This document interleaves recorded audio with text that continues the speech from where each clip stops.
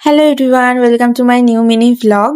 আর আজকে আমার সকালে পড়া ছিল, তো ওয়েদারটা জাস্ট দারুণ ছিল। খুবই সুন্দর একটা ঠান্ডা ঠান্ডা ওয়েদার ছিল, ভালো হাওয়াও দিচ্ছিল, রোদটাও খুব একটা ছিল না।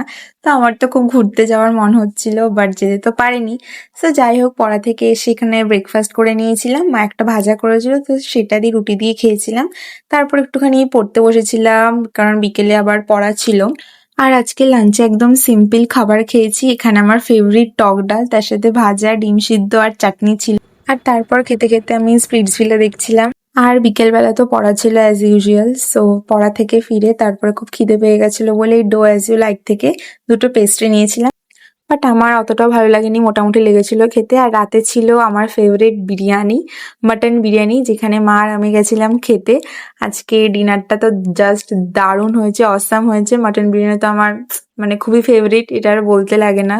So I hope you guys like this video. আর আজকের ভিডিওটা এত অব্দি রইলো। সো টাটা, আবার নেক্সট মিনি ভ্লগে দেখা হচ্ছে।